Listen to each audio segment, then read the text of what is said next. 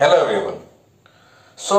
Today this is my last video of this chapter probability, and after that if you feel that still you need clarification on some questions, you please give me the questions.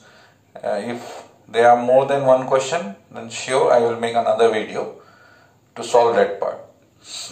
Now in this particular video, we will discuss mostly your miscellaneous exercise.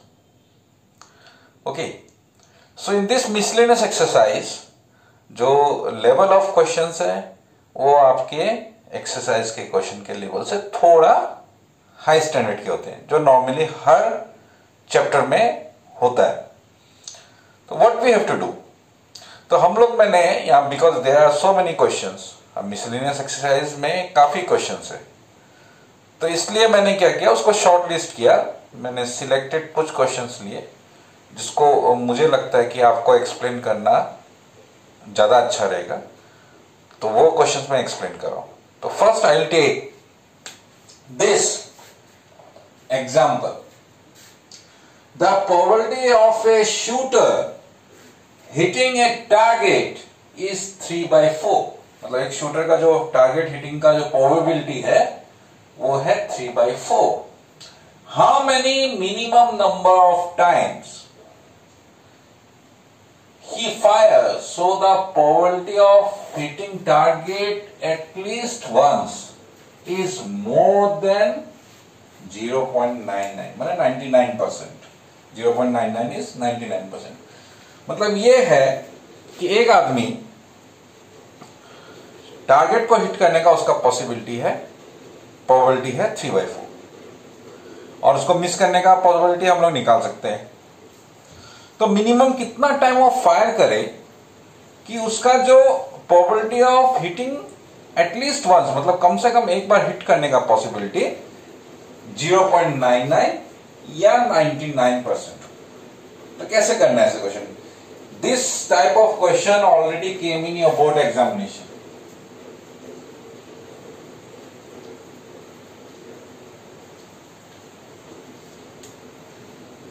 So that's why I am showing you. तो हम लोग बोलेंगे let the person fires n times. मान लो वो n time fire किया, तो n time fire किया है तो उसका probability of success 3/4, probability of not success, तो सक्सेस और फेलियर का प्रोबेबिलिटी दे आर, वो हम लोगों का प्री डिफाइंड है, मतलब फिक्स फॉर एवरी ट्रायल. जितनी बार वो फायर करेगा उसका सक्सेस का चांस 3/4, फेलियर का चांस 1 - 3/4, जो कि हम लोग निकालते हैं. सेकेंड बार फायर करेगा तब भी सक्सेस का प्रोबेबिलिटी 3/4, फेलियर का 1/4, मतलब सेम प्रोबेबिलिटी रहेगा. इंडिपेंडेंट होगा कि फर्स्ट फायर और सेकेंड फायर, फर्स्ट फायर के करने की वजह से सेकेंड फायर के रिजल्ट में कोई असर नहीं पड़ने वाला है. So it's independent depend. तो इसमें बर्नौलीज जो ट्रायल है उसके सारे कंडीशन सेटिस्फाई होते हैं. सो this is a Bernoulli's trial.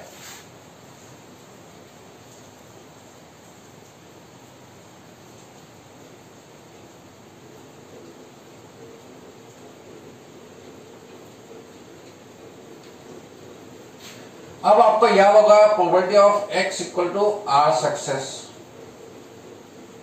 का फॉर्मूला क्या है. ये था मेरा NCR P⁻r Q⁻n-r. अब P क्या है? Probability of hitting target in one trial. ये हमेशा वन ट्रायल के लिए, ये दिया ही हुआ है, given 3/4. Q is always 1 - P. You are not hitting the target, so 1 - 3/4 is equal to 1/4. ये आपको दिया हुआ है.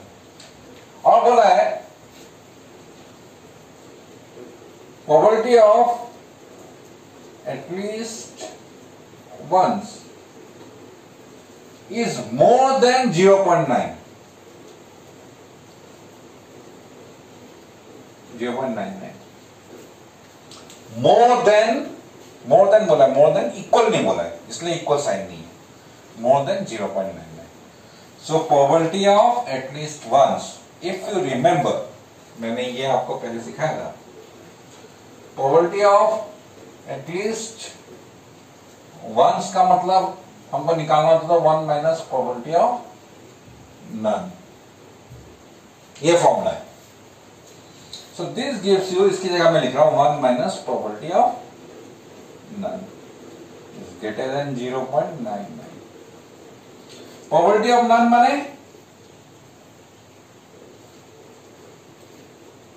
x इक्वल टू 0 सक्सेस, क्योंकि सक्सेस का मतलब क्या है, प्रोबेबिलिटी ऑफ हिटिंग टारगेट.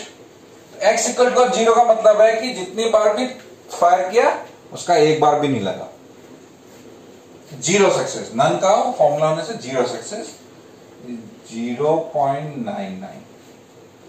अब ये जो फॉर्मूला है ये मैं इसके लिए यूज करने वाला हूं.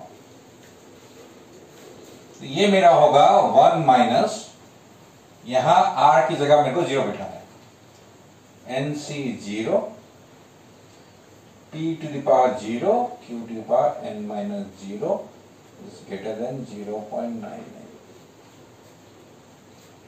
उसके बाद में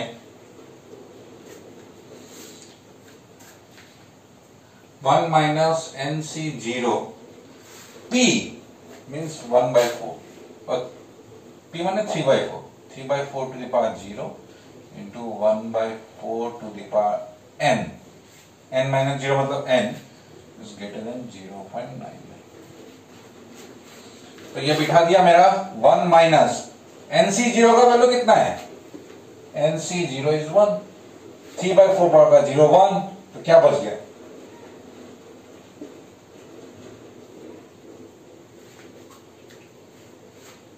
उसके बाद में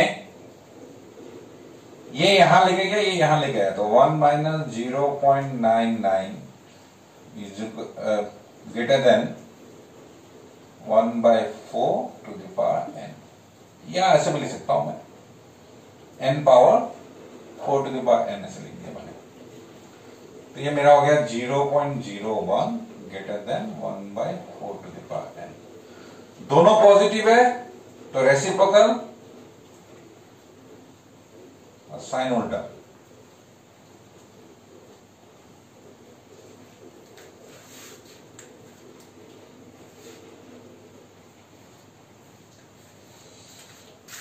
ये हो गया 100 less than 4 to the power n.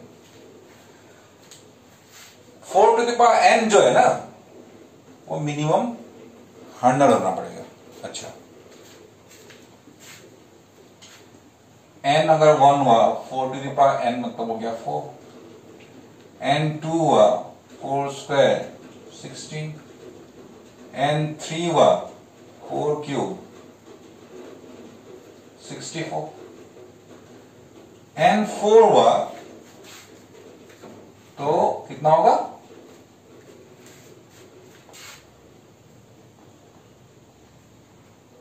256.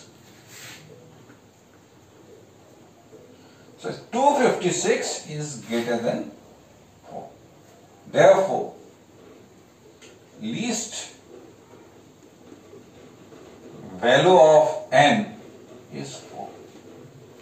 तो मिनिमम उसको 4 टाइम्स फायर करना होगा to get or to hit the target at least once is more than 0.99.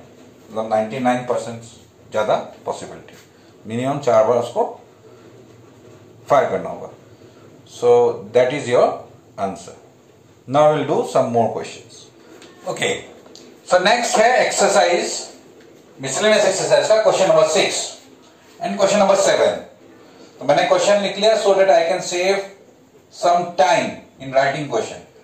तो ये दो दिखा के I think if time permits will do 2 more questions. तो मैं 2 क्वेश्चन और कराना चाहूंगा. तो ये क्वेश्चन है, in a hurdle race a player has to cross 10 hurdles. मतलब उसको 10 हर्डल क्रॉस करना है. Probability he clears each hurdle 5/6. What is the probability that he knocks down fewer than 2 hurdles. Knock down मतलब उसको hurdle race होता है ना, जैसे सामने हर्डल होता है उसके ऊपर से जंप मार मार के जाना है, तो उसको 10 हर्डल्स जंप मारना है और ईच हर्डल, हर हर्डल को क्लियर करने का पॉसिबिलिटी है 5/6। What is the probability that he knocked down fewer than 2 hurdles? मतलब वो जो 10 hurdles है ना, तो 10 hurdles में से fewer than means less than, fewer than means less than 2 hurdles। तो वो जब पार करेगा तो मिनिमम 2 hurdles, 2 या उससे कम hurdles वो नॉक डाउन करेगा। अच्छा, क्या करना है? सो ये जैसे बर्नौली स्टाइल, तो here n equal to 10 hurdle cross करना है। P probability that he clears hurdle, clears each hurdle, मतलब एक हर्डल को क्रॉस करने का 5/6। तो Q होगा 1 - P, 1 - 5/6 means 1/6। Knock down fewer than 2 hurdles, मतलब 2 hurdles से कम, मतलब वो मिनिमम 9 hurdles उसको क्रॉस करना है या उससे ज्यादा। 9 hurdles को क्रॉस करना है, ये है नॉक डाउन। नॉक डाउन मतलब है कि वो पार नहीं कर पाया, he doesn't crosses the hurdle। Knock down fewer than 2 hurdles मतलब मिनिमम 2 hurdles से कम क्रॉस नहीं कर पाया, तो इसका मतलब वो या तो 0 hurdle या 1 hurdle वो किया हुआ है, मतलब नॉक डाउन किया। नॉक डाउन किया मतलब क्लियर कितना किया? अगर उसका 0 hurdle उसका नॉक डाउन होता है तो इसका मतलब उसने 10 क्रॉस किया है। अगर एक भी हर्डल नहीं गिरा तो फीवर देन 2 होना चाहिए ना, तो ये मेरा है हर्डल्स, ये 10th है। तो ये 10th हर्डल जो है, अगर वो fewer than 2 hurdle, knock down fewer than 2 hurdle, मतलब उसने सारे क्लियर किए, तो 10th तक उसने क्लियर किया, तो सब उसका 10 क्लियर किया इसका मतलब, या उसने 9 क्लियर किया,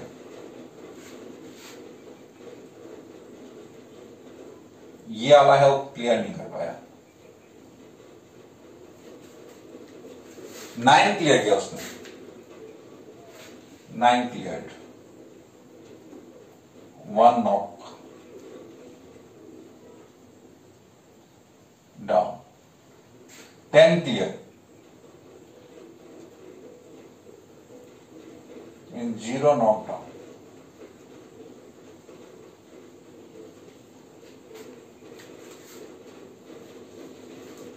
तो अगर उसका 0 नॉक डाउन हुआ, इसका उसने 10 क्लियर किया, तो x इक्वल टू 10 उसमें आएगा।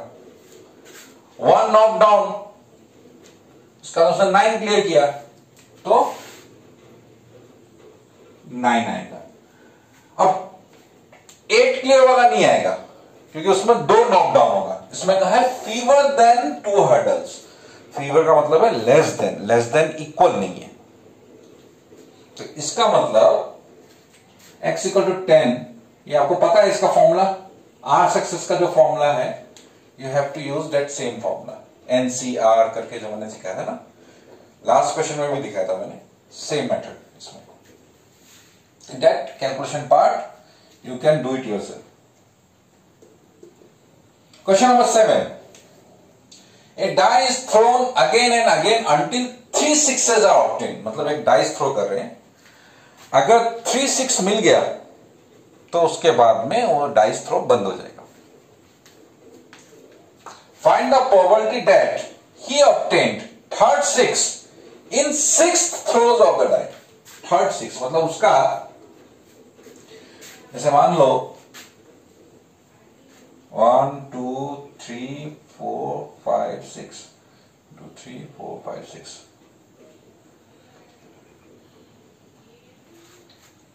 तो 6 उसमें क्या होना पड़ेगा, ये लास्ट वाले में 6 दिखाना पड़ेगा।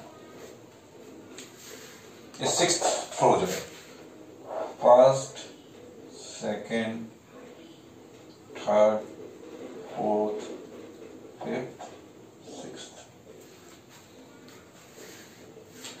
सो probability of getting 6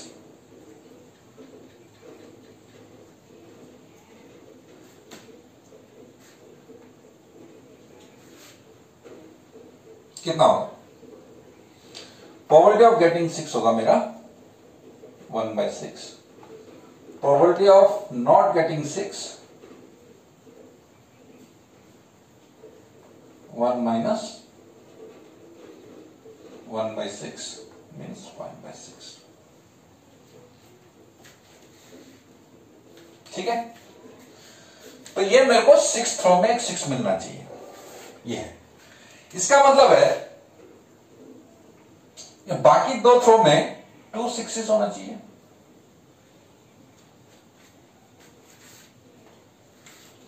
मतलब मैं इसमें टोटल मेरे को 3 6 चाहिए था ना, 3 6 मुझे चाहिए। उसमें से ऑलरेडी जो थर्ड 6 है वो मेरे को 6th क्वेश्चन में मिलना चाहिए, तो वो मुझे यहां मिल गया। इसका मतलब 3 6s में से एक तो मेरा ऑलरेडी मिल गया। कितना बचा? 2 6s। ये 2 6s इन पोजीशंस में से किसी में होना पड़ेगा। तो इसका मतलब ये ऐसा, लेकिन ये मान लो मेरा ऐसा है, ये 6 यहां आ गया और यहां पे a मतलब है नॉट 6, तो इसका मतलब ऐसा है कि 3a आएगा और 2 6 आएगा। अब इनके बीच में पोजीशन चेंज हो सकता है, ये यहां आ सकता है, ये यहां आ सकता है, तो ऐसे पोजीशन उसके चेंज हो सकते हैं। अच्छा, अगर ऐसा पोजीशन मेरा चेंज हुआ तो हमारा कितना होगा ये आंसर? तो इसके लिए क्या करना होगा, हमको एक सिंपल मेथड अप्लाई करना होगा। और सिंपल मेथड ये है कि इसका पॉसिबिलिटी है 1/6, इसका है 1/6, इसका है 1/6, इसका है 5/6, 5/6, 5/6। ठीक है, अभी इनके पोजीशन चेंज कर करके सिर्फ इस पार्ट का पोजीशन, ये 6 को यहां लेके आया, इसको यहां लेके आया, अगर इसको मैं पोजीशन चेंज करके लिखूं तो मेरे को ऐड करके लिखना होगा। लेकिन ये पार्ट तो सेम रहेगा, मतलब 5/6 कितनी बार आएगा? 1 2 3 टाइम्स आएगा। 1/6 2 टाइम्स आएगा, 3 टाइम्स आएगा। So that will go on। ऐसे कितने केसेस होंगे? So there is another easy method। मतलब इजी मेथड से मैं पता कर सकता हूं कि मेरे को ऐसे सेम केस ऐड करना है। So there is a easy method। क्या मेथड है? किसी भी एक केस को आप लिख लो, right, any one of the case, कोई भी एक केस लिख लो। उसके बाद में देखो इसमें कितने एलिमेंट्स है। ये 6 से पहले जो अरेंजमेंट करना है ये तो फिक्स है, this can not be move, क्योंकि और थर्ड 6 तो 6th थ्रो में ही होना चाहिए, ये फिक्स है। यहां कितने एलिमेंट्स है? 5, तो लिखो 5 सी। सेम टाइप के कितने हैं? 2 6 है ना, सेम टाइप, यहां लिखो 5C2। तो जो सारे केसेस हमने ऐड किए थे वो हमको ऐड करने का जरूरत नहीं है, हम लोग ऐसे उसका अरेंजमेंट लिख के हम लोग फाइनल आंसर निकाल सकते हैं। ये this is another way we can find our answer. कैसे किया फिर से बता रहा हूं। You write any one of this cases, मतलब ये 5/6 5/6 5/6 नॉट गेटिंग 6, 5/6 3 है, तो 5/6 मल्टीप्लाई हो रहा है क्यूब, 6 3 है, 6 6 6, so 1/6, 6 आने का प्रोबेबिलिटी है 1/6 का होल क्यूब। तो वैसे ये फिर ये पोजीशन है, फिर ऐसा भी तो हो सकता है कि 6 यहां आए, ए यहां आए, तो ऐसे चीजों को कितने केसेस होंगे सब ऐड होता है actually, you have to add, but there is a easy method, बिना ऐड किए भी हम लोग कर सकते हैं। तो हम लोग क्या करते हैं, जो हमको लेना है जितने भी हैं, तो यहां पे मेरे को अरेंज करना है, ये 5 का अलग अलग पोजीशन में देखना है कितने केसेस है। तो ये देखने के लिए मुझे क्या करना है, ये 5 का यहां 5 लिखना है सी, और सेम टाइप वाले कितने हैं 6, तो 5C2। कुछ लोग सोच सकते हैं कि ए भी सेम टाइप है, तो ए का 3 क्यों नहीं लिखा है। So I think all of you remember 5C2 and 5C3 दोनों का वैल्यू सेम होगा, यू कैन फाइंड। अगर आप यहां 5C3 लिखते हैं then also you will get your answer. So इसको आप कैलकुलेट करिए, यही आपका फाइनल आंसर है। सो now I'll show you some more questions. So this is your question number 8, miscellaneous exercise. It's a very interesting question. तो कहा कि if a leap year is selected at random, अगर एक leap year लेते हैं, what is the probability that it contains 53 Tuesday? मतलब उस leap year में 53 Tuesday होने का possibility कितना है? Now in a leap year,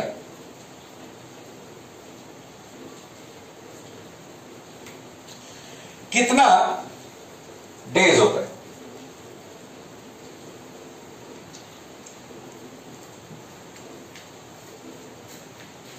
total days है 366 डेज, ठीक है। अब 366 डेज में कितना वीक है? सो नंबर ऑफ वीक्स निकालने के लिए क्या करना पड़ेगा, 366 बाई 7 करना पड़ेगा। 7 से 366 डिवाइड किया, 35, 116, 14, मीन्स इसका मतलब है 52 वीक्स प्लस 2 डेज, रिमाइंडर 2 रह गया, इसका मतलब 2 डेज बच गया, 52 वीक्स हमको मिला है। अब 52 वीक्स कंप्लीट मिला है तो इसका मतलब है 52 ट्यूसडे तो श्योर है,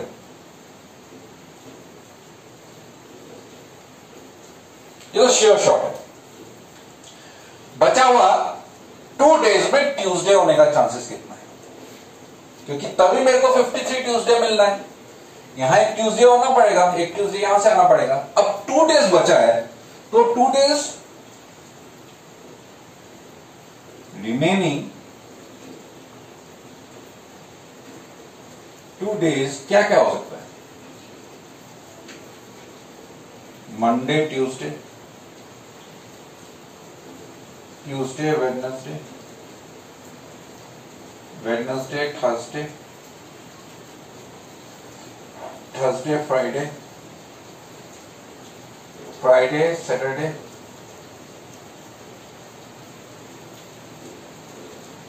सैटरडे संडे, यही पॉसिबिलिटी है। अब मंडे और फ्राइडे तो नहीं हो सकता है, 2 डेज तो रेगुलर होगा। अब इसमें ट्यूसडे वाले कितने हैं, 2। टोटल डेज कितना है, टोटल यहां पे कितने हैं केसेस, 1 2 3 4 5 6, और संडे मंडे रह गया, 7 होना चाहिए, संडे मंडे, टोटल कितना है यहां पे 7। इसमें ट्यूसडे वाले कितने हैं, 2/7। So having 1 Tuesday,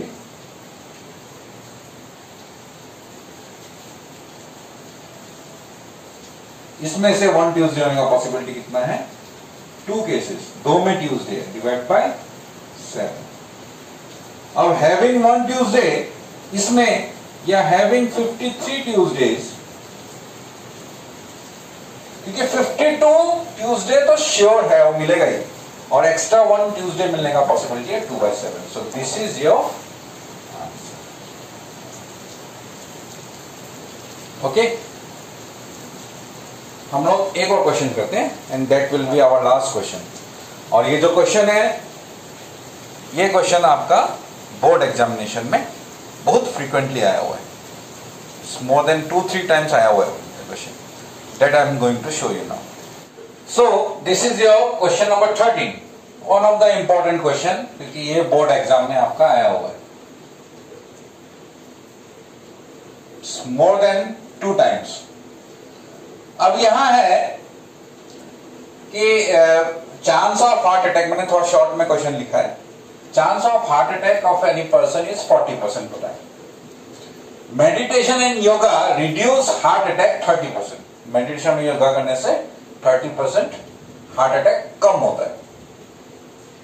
prescription of a certain drug करने से हार्ट अटैक का जो चांसेस है रिड्यूस होता है 25%। एक पर्टिकुलर कोई दवाई है, वो दवाई खाने से 25% कम होता है, रिड्यूस करता है हार्ट अटैक का। At a time person can choose any of the 2 option with equal probabilities, मतलब इक्वल प्रोबेबिलिटी है उसका, कोई भी एक चूज कर सकता है। मेडिटेशन योगा चूज कर सकता है और prescription of a certain drug, कोई भी एक ऑप्शन हो ले सकता है। It is given after going one of the above option the person suffers heart attack, मतलब उसने वो ऑप्शन लिया, उसके बाद में उसे हार्ट अटैक हुआ। Find the probability that he choose meditation and yoga, तो मेडिटेशन और योगा चूज करने का पॉसिबिलिटी कितना है। तो ये है पर्सन, तो उसके पास में 2 ऑप्शंस थे, मेडिटेशन एंड योगा, और एक ऑप्शन था उसका सर्टेन ड्रग, कोई एक दवाई है। उसके बाद में उसको हार्ट अटैक आता है।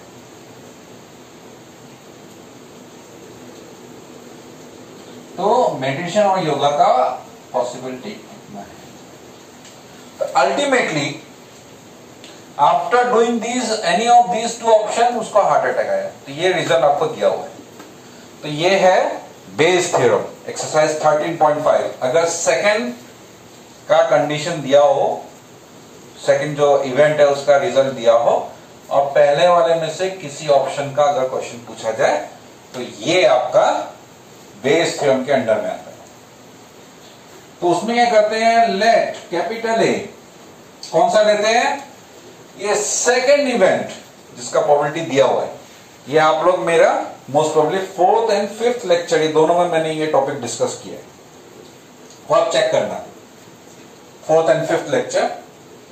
तो let A be a person suffers heart attack. तो हमेशा ए हमको लेना होता है कहां से, ऑलवेज द सेकंड कंडीशन। और E1 E2 E3 होता है जिसका प्रोबेबिलिटी हमें निकालना है। Find the probability he choose meditation and yoga, तो मेडिटेशन एंड योगा का निकालना है। और अगर वो नहीं होता तो नेक्स्ट केस होता है हमारा certain drug. E1 means person choose meditation mean yoga.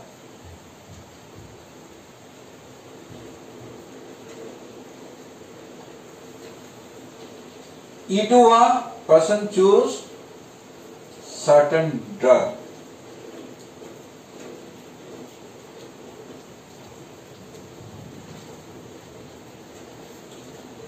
अब बोला है at any time person can choose any of 2 options with equal probabilities, मतलब equal probability है, मतलब probability of E1 and probability of E2 दोनों equal है।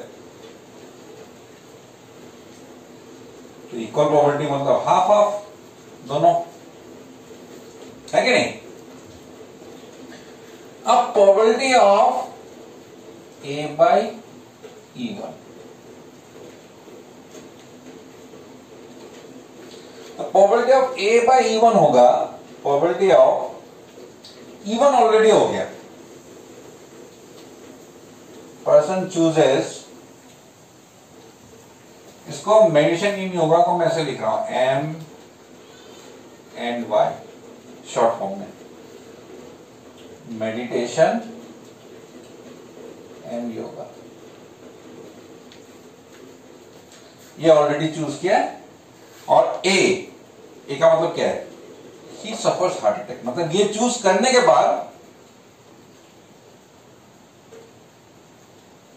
Suffers heart attack.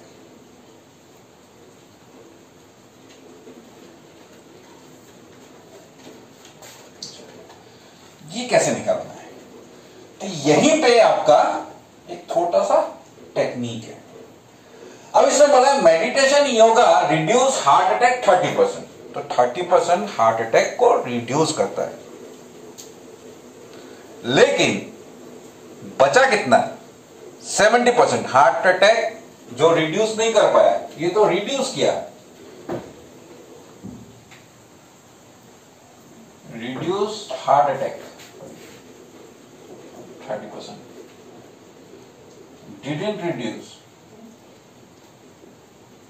Heart attack. इसका मतलब 70% चांस है उसका अब भी, है कि नहीं? तो ये होगा मेरा 70% ऑफ 40%।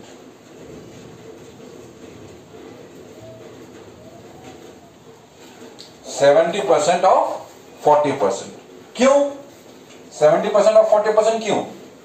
क्योंकि 40% ही उसका किसी आदमी का हार्ट अटैक का आने का चांस है। तो मतलब वो उसने मेडिटेशन इन योगा किया, फिर उसको हार्ट अटैक हुआ, तो उसको फिर हार्ट अटैक अगर हुआ तो उसका हार्ट अटैक होने का पॉसिबिलिटी तो 40/100 है। सभी को तो हार्ट अटैक नहीं होगा जिसने ये लिया हुआ है मेडिटेशन इन योगा, सभी को तो नहीं होगा, सिर्फ 40% को होगा। इसलिए 70/100 इंटू 40/100, और ये 0 0 100 हम कैंसिल करके ये 28/100 कर दिया।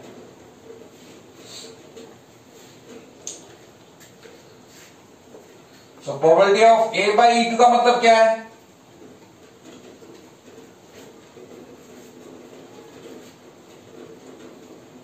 A/E2 का मतलब है सर्टेन ड्रग लेने के बाद में, ये सर्टेन ड्रग लेने के बाद में उसको हार्ट अटैक आया है। तो सर्टेन ड्रग लेने वाला है 25%,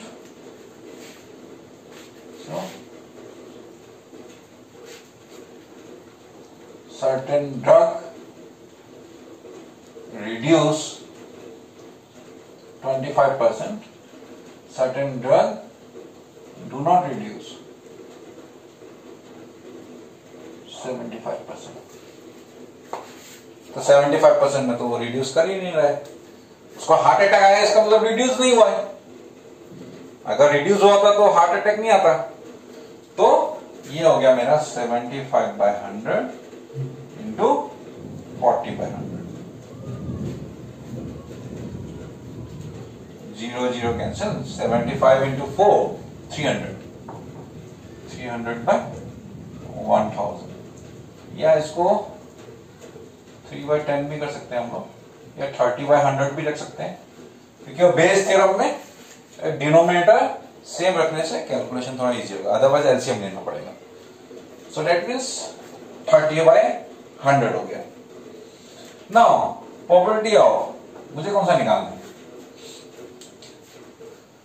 find the probability he choose meditation and yoga. So meditation इन योगा मैंने लिया था E1, तो मेरा ये हो गया E1/A, सफर्स हार्ट अटैक।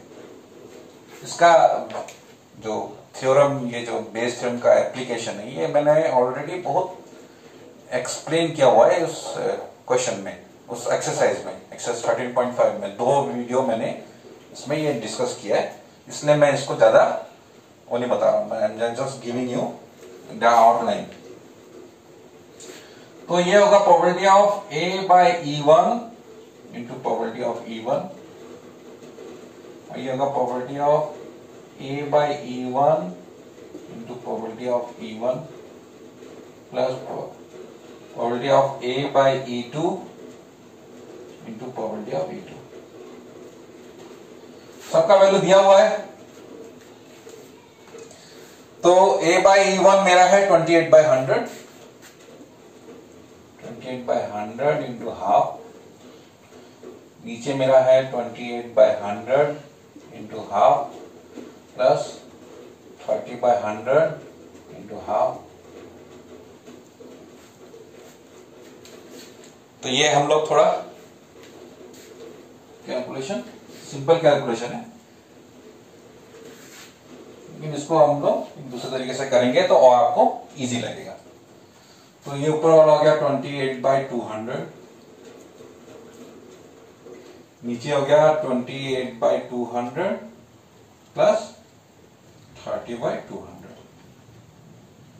तो ये हो गया मेरा 28/200 और नीचे हो गया मेरा 58/200। 200 कैंसिल, 28/58, 28 2 से कैंसिल किया, 14/29 is the answer. So I hope you have understood this probability. और इसमें अगर आपको still you feel that you need some more questions explanation, so please do write to me. आप मुझे लिखिए अगर आपको लगता है कि कुछ और क्वेश्चंस का एक्सप्लेनेशन आपको जरूरत है। Sure, I will show those questions to you also. So thank you very much. With this video, my poverty chapter is over. Thank you.